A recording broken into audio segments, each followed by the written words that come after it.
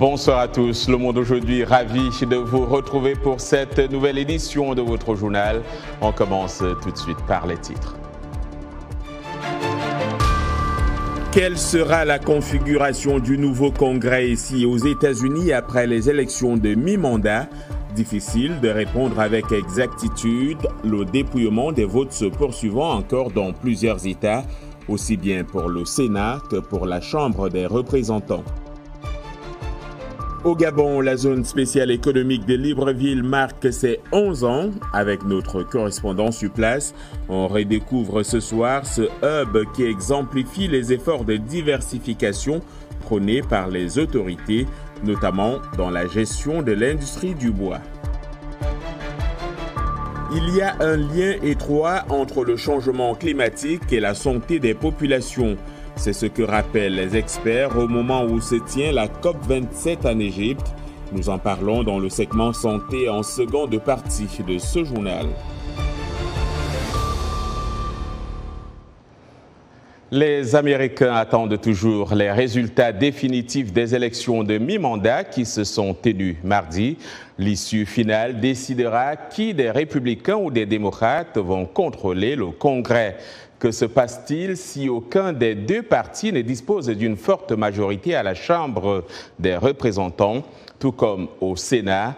Des éléments de réponse dans ce reportage de Catherine Gibson, un récit de Jacques Aristide. Le président américain Joe Biden parle déjà de victoire sur les sondages. Alors que la presse et les experts prédisaient une vague rouge géante, cela ne s'est pas produit. Le scrutin de mi-mandat a toujours été défavorable au parti du président au pouvoir durant cette période. Des candidats démocrates ont toutefois été réélus dans des endroits où la bataille était difficile, privant les républicains d'une majorité écrasante à la Chambre des représentants. Le républicain Kevin McCarthy est tout de même donné comme le prochain président de la Chambre. Les républicains travailleront avec tous ceux qui souhaitent se joindre à nous pour donner cette nouvelle direction que les Américains ont exigée. Garrett Martin, professeur à l'American University de Washington, croit que la tâche du leader des députés républicains ne sera pas facile. Cela va être très difficile pour Kevin McCarthy de pouvoir maintenir la cohésion, car il pourrait s'agir d'une très courte majorité. Cela nécessite une réelle compétence en toutes circonstances pour pouvoir la garder unie. La victoire du démocrate John Fetterman en Pennsylvanie face au républicain Mehmet Oz donne l'espoir aux démocrates quant au possible maintien de leur majorité au Sénat. Nous voulons protéger le droit des femmes de choisir, augmenter notre salaire minimum, lutter pour le droit syndical. Les soins de santé sont un droit humain fondamental. Dans l'État de Géorgie, un second tour est prévu le 6 décembre prochain entre le sénateur démocrate sortant, Raphaël Warnock, et le candidat républicain Herschel Walker. Pour l'heure, le pays est suspendu au rapport de force définitif qui s'installera au Congrès américain. Les réactions sont mitigées à Niamey, la capitale nigérienne, après l'annonce de la fin des opérations de la force française Barkhane, qui s'est redéployée en partie dans le pays après son retrait du Mali voisin. L'idée pour Barkhane est désormais de continuer à agir dans la lutte anti-djihadiste, selon la demande de ses partenaires africains. Le point avec Ginny Niwa. Après 9 ans de présence, l'armée française a quitté le Mali en août, poussée par la junte au pouvoir. Emmanuel Macron a annoncé la fin de l'opération anti-djihadiste Barkhane et prévoit une nouvelle stratégie de la France en Afrique qui sera finalisée d'ici 6 mois, et ce après consultation et selon les besoins qui seront exprimés par ses partenaires sur le continent. Paris doit composer avec une opinion publique africaine de plus en plus hostile, au sein de laquelle l'influence de puissances rivales, Moscou en tête, s'affermit via les réseaux sociaux et médias officiels. Nous avons dit, noir sur blanc, que nous n'avons pas besoin de la présence de la force française Barkhane au Niger, parce que c'est une force qui est à la base de l'avènement du terrorisme au Sahel. Elle est à la base du problème, elle ne peut pas être une solution et responsable au problème. Voilà pourquoi nous exigeons le départ sans condition et immédiate de la force. Et le peuple nigérien, le peuple africain, le peuple sahélien va s'investir. Si Macron ne l'a pas encore compris, il le comprendra. Le soutien militaire de la France aux pays africains de la région se poursuivra. Le dispositif militaire français au Sahel comprend désormais environ 3000 militaires au Niger, au Tchad et au Burkina Faso, après avoir compté jusqu'à 5500 hommes au plus fort de son déploiement. Quand ils ont quitté le nord Mali, une grande partie, en tout cas une partie de ces éléments de Barkhane se sont repliés au Niger, puisque l'État du Niger a demandé quand même l'appui de Barkhane.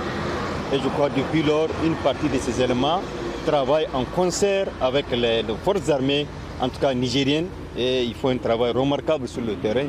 Pour l'heure, l'idée est de continuer à agir, mais en discrétion dans la lutte contre les groupes djihadistes qui étendent progressivement leur activité vers les pays du Golfe de Guinée.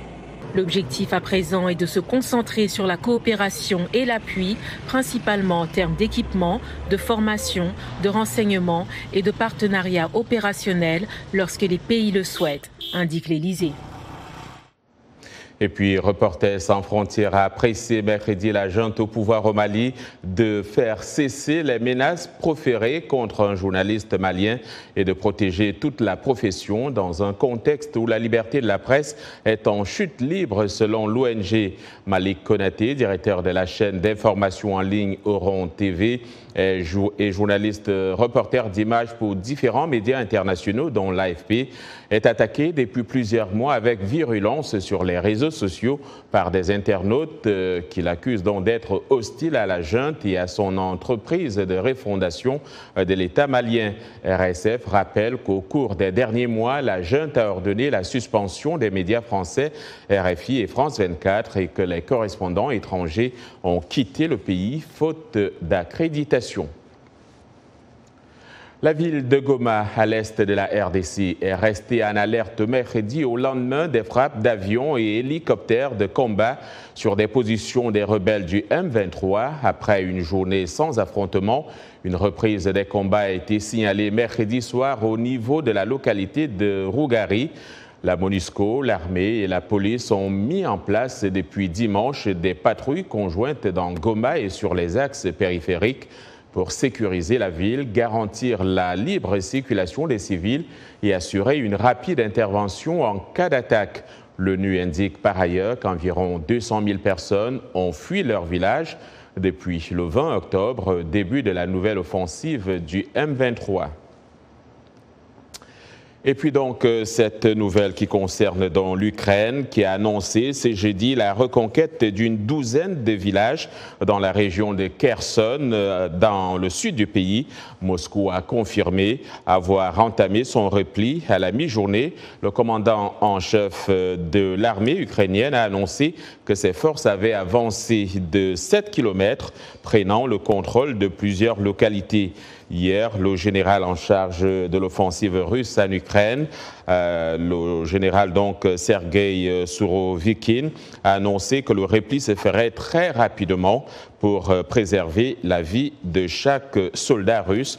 Côté ukrainien, l'annonce a été accueillie sans triomphalisme et avec circonspection. Donc, le président ukrainien Volodymyr Zelensky a réagi hier avec une extrême prudence, estimant que Moscou ne fait pas de cadeaux. Le Kremlin n'a fait aucun commentaire. Le briefing quotidien de son porte-parole a été annulé. En Égypte, les dirigeants du monde réunis à Sharm el-Sheikh tentent par tous les moyens de ralentir les effets du changement climatique. La Chine a appelé les pays développés à tenir la promesse de financement pour lutter contre le réchauffement de la planète. Des efforts et des promesses qui ne sont pas crédibles selon les défenseurs des droits de l'homme. Ils dénoncent notamment le financement des énergies fossiles et appellent à la nécessité de protéger les droits humains pour parvenir à une justice climatique. On fait le point de tout cela avec Thierry Kaoré. À l'occasion de cette 27e session de la Convention cadre des Nations Unies sur les changements climatiques, qui se tient pour la première fois en Afrique, les discussions se concentrent sur le financement des pays en développement. En 2009, lors de la conférence de Copenhague, les pays riches avaient promis de porter à 100 milliards de dollars par an, à partir de 2020, les fonds destinés aux pays les plus pauvres pour la réduction des émissions et l'adaptation au changement climatique. Mais selon les derniers chiffres contestés par l'OCDE, seuls 83,3 milliards de dollars ont été versés à la date prévue et les 100 milliards de dollars devraient être atteints en 2023. En ce qui concerne le financement du climat, les pays développés ont promis à Copenhague en 2009 de mobiliser 100 milliards de dollars américains par an pour les nations en développement. Mais ils n'ont pas respecté cet engagement. Au total, ils sont redevables de plus de 260 milliards de dollars américains à cet égard. Ces fonds sont destinés à accélérer la transition vers les énergies renouvelables. Mais de nombreux pays dotés de ressources en pétrole, gaz et charbon critiquent une volonté de s'éloigner rapidement des combustibles fossiles, estimant qu'elle est économiquement imprudente et injuste pour les nations plus pauvres et moins développées. Le directeur général de l'Agence internationale pour les énergies renouvelables a déclaré dans un entretien accordé à l'AFP que l'Afrique avait besoin d'infrastructures assez solides pour se développer et passer à un système énergétique propre. S'ils sont coincés dans l'ancienne technologie, ils ne sauteront pas dans le train des nouvelles technologies et seront marginalisés partout. Je pense donc qu'il est dans l'intérêt du continent de prendre le train en marche. Mais cela ne peut se faire que si les pays développés sont prêts à faciliter, à soutenir et à travailler ensemble avec les pays africains pour rendre cela possible. Alors que les discussions se poursuivent sur fond de promesses non tenues et de désaccords, des manifestations, parfois silencieuses, ont été organisées par des mouvements de défense des droits de l'homme pour demander la fin du financement des combustibles fossiles et l'implication de toutes les catégories sociales dans les débats. Le silence de la manifestation d'aujourd'hui représentait les voix qui ont été écartées de cette COP et toutes les personnes qui sont réduites au silence par leur gouvernement dans le Sud global, empêchées de s'impliquer dans la société civile, de participer à la défense de la justice climatique, alors même qu'elles sont le centre de la conversation. La COP 27 s'est ouverte dimanche dans la ville côtière égyptienne de Sharm el-Sheikh et se poursuivra jusqu'au 18 novembre.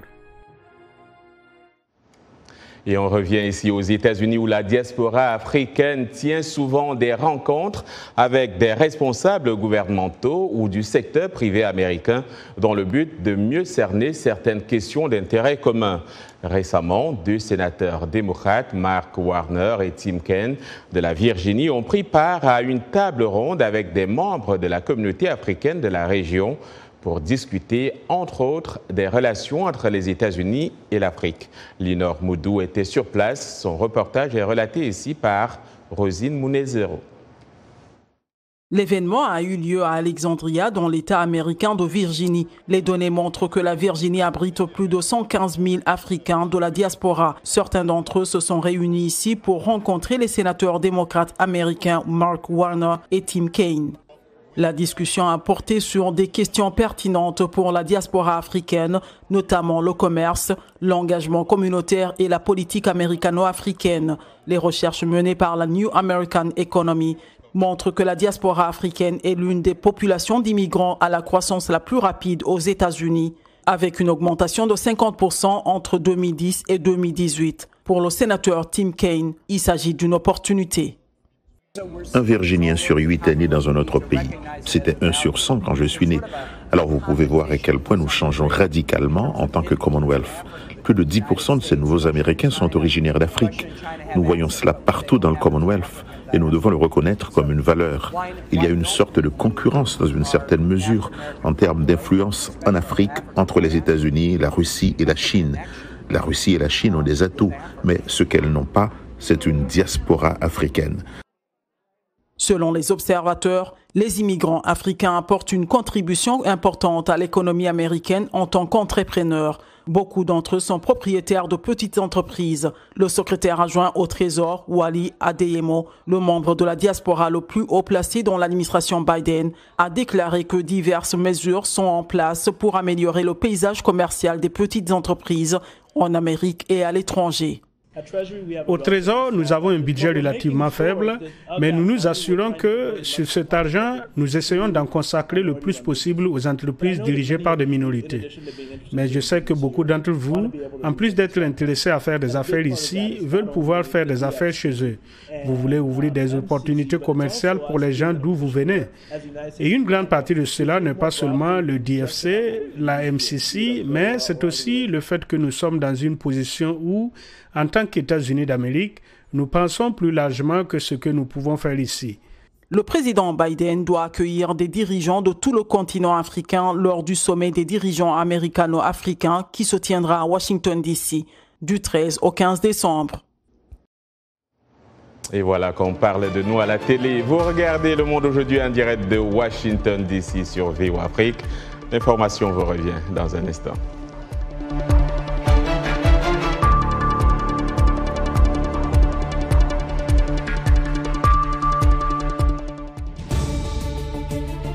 Abdourahmane Dia avec vous.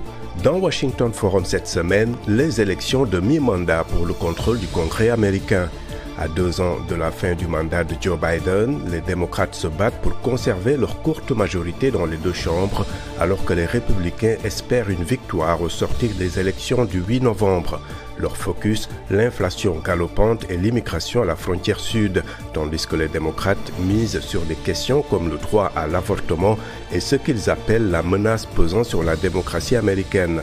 Sur les enjeux de ces élections, rendez-vous ce jeudi à 19h temps universel sur VOA Afrique et voaafrique.com et en rediffusion samedi et dimanche.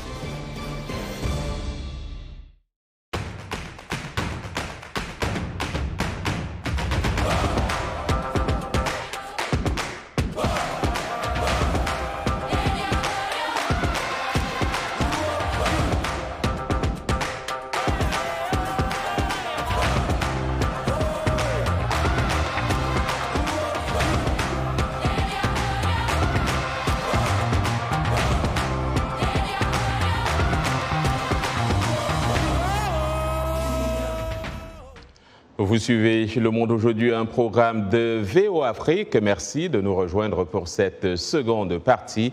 Nous émettons en direct de Washington, D.C. Au Gabon, la filière bois porte désormais les ambitions de diversification économique engagées par le gouvernement.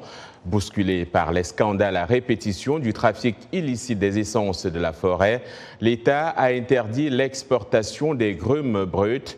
Désormais, un hub industriel local s'occupe de la transformation du bois sur un site qui accueille déjà plus de 80 entreprises. Pour rappel, la zone spéciale économique de Libreville est le fruit d'un partenariat public-privé entre le Gabon et la société singapourienne Olam. C'est un reportage de notre correspondant à Libreville, Ismaël Obianzé. À 27 km de Libreville, la zone économique de Nkok. Des administrations et des usines de transformation avec un rythme de production soutenu. En une dizaine d'années, le pays s'est hissé au premier rang africain des exportateurs de contreplaqué. Un travail qui se poursuit dans ce cluster bois où des centaines d'ouvriers sont à la tâche. Avec la zone économique aujourd'hui qui est spécialisée dans le bois, cela permet naturellement d'employer le plus grand nombre de Gabonais. Et en plus de ça, les sous-traitants gabonais qui ont trouvé leur compte, parce que s'il y a des emplois directs, il va y avoir des emplois indirects. Résultat d'une politique d'industrialisation de la foresterie, un marché de meubles Made in Gabon a vu le jour dans cette zone économique.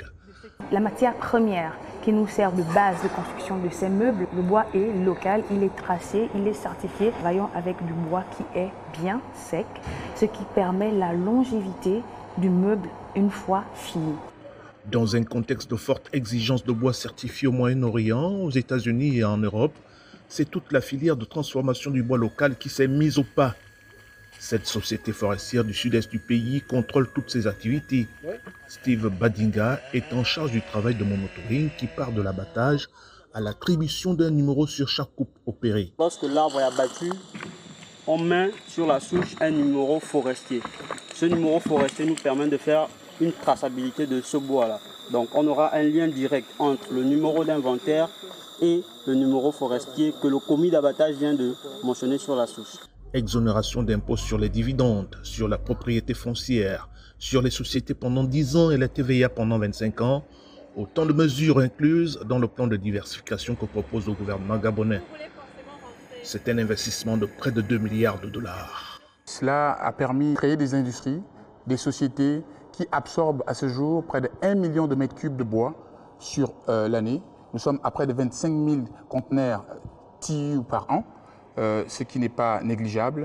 Longtemps négligée au profit du pétrole, l'industrie du bois est devenue l'axe sur lequel se structurent désormais les bases de la politique de diversification gabonaise à travers la construction de chaînes de valeur locales. Selon le gouvernement, le secteur a généré à ce jour 8 000 emplois directs et 12 000 emplois indirects. Ismaël Obiozé pour VOA Afrique, Libreville. Merci Ismaël. Comme tous les jeudis, nous consacrons une partie de ce journal à des sujets santé. Nous accueillons donc pour cela Mohamedou Oumfa. Oumfa, bonsoir. Salut John. Aujourd'hui, on parle du lien qui existe entre le changement climatique et la santé de certaines populations ou des populations tout simplement. Et c'est là au moment où se déroule la COP27. Oui, la COP27 en Égypte. Il faut dire qu'avant même que cette COP ne s'ouvre, l'OMS avait déjà attiré l'attention sur le fait que la crise climatique continue de provoquer des maladies et de menacer des vies et que la santé doit être au cœur des négociations en Égypte. Alors, l'OMS estime que la COP doit aboutir à des progrès sur les 4 objectifs clés que sont l'atténuation, l'adaptation, le financement et la collaboration pour affronter la crise climatique. Pour de nombreux experts, notre santé dépend de la santé des écosystèmes qui nous entourent et ces écosystèmes sont aujourd'hui menacés par la déforestation, l'agriculture et d'autres changements dans l'utilisation des sols ainsi que par une urbanisation galopante. Par ailleurs, l'intrusion croissante dans les habitats des animaux sauvages multiplie les possibilités pour les virus dangereux de passer de leur hôte animal à l'être humain. Donc, qui parle de changement climatique, John, et réchauffement de la planète, parle aussi de santé publique. Et la question que beaucoup se posent est celle de savoir s'il y a une estimation de l'impact, n'est-ce pas, du réchauffement de la planète sur la santé publique et peut-on avoir des cas concrets de cet impact en Afrique notamment? Oui, John, il y a une estimation, bien sûr, selon l'OMS, entre 2030 et 2050, on s'attend à ce que le changement climatique entraîne près de 250 000 décès supplémentaires par an dus à la malnutrition, au paludisme et à la diarrhée et au stress lié à la chaleur. Sur le continent, l'agence de l'ONU en charge des questions de santé a analysé la situation dans les 7 pays de la Corne de l'Afrique, Djibouti, l'Éthiopie, le Kenya, l'Ouganda, la Somalie, le Soudan et le Soudan du Sud et a constaté que 39 flambées épidémiques, inondations et autres problèmes aigus de santé publique y ont été signalés entre le 1er janvier et le 30 octobre 2022. Cela constitue déjà le nombre annuel d'événements répertoriés le plus élevé depuis 2000 et ce à 2 mois de la fin de l'année. Voilà, il faut dire, John, aussi que l'Afrique paye un lourd tribut au changement climatique et les risques sanitaires sensibles au climat, ils sont ressentis de manière disproportionnée par les personnes les plus vulnérables et défavorisées, notamment les femmes, les enfants, les minorités ethniques, les communautés pauvres, les personnes déplacées. Voyons cela dans cet élément préparé par Abdourahmane Dia.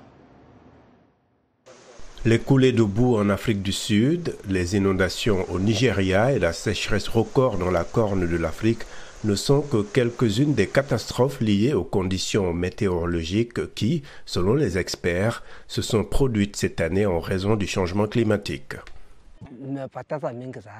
J'ai tellement perdu. Près de 300 chèvres sont mortes, 50 chameaux sont morts et ils continuent de mourir. Les experts disent que les catastrophes comme les coulées de boue, les sécheresses et les inondations provoquent un stress hydrique élevé et le manque d'eau potable. Cela signifie une hausse du risque de contracter des maladies hydriques, des déplacements généralisés et des terres agricoles dévastées pouvant entraîner la famine. Je n'ai jamais vu une telle sécheresse auparavant, car il n'y avait pas d'endroit où travailler pour nos enfants. Mais nous prions Allah de surmonter cette sécheresse. Ma maison est inondée, ma communauté est inondée, les gens souffrent, pas d'eau potable, pas de lumière. En fait, c'est une situation terrible. Les études montrent qu'il s'agit de la pire sécheresse que la région ait connue en 40 ans. Selon des responsables locaux du camp de réfugiés de Dadaab au Kenya, les enfants réfugiés somaliens qui sont arrivés au camp au cours de l'été souffraient de malnutrition, mais ce n'était pas le seul problème de santé. 2 tiers de nos patients qui viennent, surtout les enfants, souffrent de malnutrition sévère à l'hôpital. Nous avons beaucoup de cas d'infection de voies respiratoires, nous avons beaucoup de cas de diarrhée. Pour le moment, nous n'avons pas de cas confirmés de choléra, mais nous sommes en état d'alerte maximale en raison de l'épidémie en Somalie. Une épidémie de rougeole s'est déjà déclarée et maintenant nous vaccinons tous les nouveaux arrivants jusqu'à l'âge de 29 ans. L'Organisation météorologique mondiale estime que 250 millions de personnes seront touchées par des catastrophes climatiques d'ici 2030. Et l'ONU rapporte que moins de la moitié de la population africaine a accès à des systèmes d'alerte précoce pour faire face à ces catastrophes et ce sont les plus vulnérables au changement climatique. Merci beaucoup Abdourahmane Dia pour cet élément. Abdourahmane Dia qui vient de mentionner, John, les systèmes d'alerte précoce. Ici aux États-Unis par exemple, nous recevons des SMS lorsqu'il y a des inondations qui arrivent et des catastrophes naturelles. Nous sommes prévenus. Donc ce système d'alerte précoce qui permettrait d'éviter tous les morts et tous les problèmes de santé publique que l'on observe à présent. Et l'OMS espère que d'ici quelques années, l'ensemble des Africains les plus vulnérables seront couverts par ce système d'alerte qui permettrait évidemment d'éviter beaucoup de catastrophes. Voilà John pour notre chronique santé de ce jeudi. Voilà, on sera ensemble encore la semaine prochaine. Enfin, bonne soirée. John. Et en espérant que vous vous portez bien, vous faites sans doute partie de ceux qui ont désormais leur regard tourné vers le Qatar, où la Coupe du Monde va démarrer dans quelques jours. Et là-bas, un immense jardin tropical intérieur est la vedette de la nouvelle extension de l'aéroport international du Qatar, dévoilée aux médias ce jeudi, donc 10 novembre. L'extension a été construite pour faire face aux visiteurs pendant la Coupe. Le PDG de Qatar Airways, Akbar Al-Bakr, a déclaré que le jardin du Verger était sans équivalent dans le monde alors qu'il présentait fièrement les nouvelles installations de l'aéroport international Hamad. Le projet d'extension devrait permettre d'accueillir environ 58 millions de passagers, soit 18 millions de plus que sa capacité précédente de 40 millions. La Coupe du Monde de Qatar 2022, dont le coup d'envoi sera donné le 20 novembre, attirera, selon les Qataris, plus d'1 million de touristes qui passeront à la fois par l'aéroport international Hamad et par l'aéroport international de Doha, récemment rouvert. Et on souhaite à tous bon voyage au Qatar. Le Monde aujourd'hui, fin de cette édition. Au nom de toute l'équipe, je vous dis merci de l'avoir suivi. Demain est un autre jour. D'ici là, passez une excellente soirée.